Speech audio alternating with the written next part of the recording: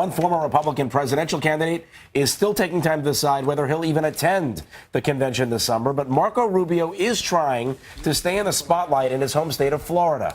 NBC's Gabe Gutierrez caught up with him.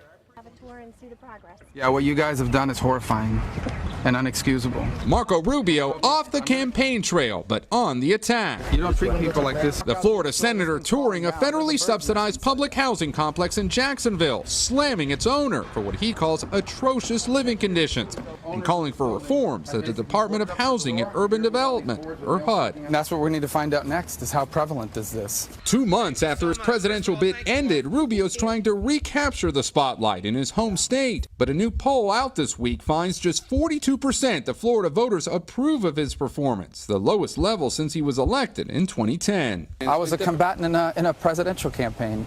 It's like a boxer that goes into a ring. You may win or lose the fight, but you're going to have a swollen eye.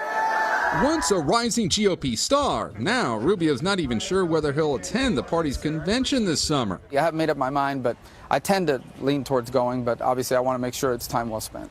He's coy about his future plans, knocking down speculation about being Donald Trump's running mate and ruling out a run for governor in 2018. I'm not going to be a lobbyist. I'm not going to move to Wall Street, but there's other things, getting into business, growing a business from scratch. As for the apartment complex, HUD says it's working on its inspection process. We were appalled at the conditions at the property and continue to work closely with residents and their tenant association to improve conditions. A spokesperson for the complex says the owners have already made repairs and plan to make more than $2 million in improvements by this summer. But she questioned why Rubio was paying attention to the troubled property now. We wish that the senator had invested more time in over his 6 years here. I'm not running for anything.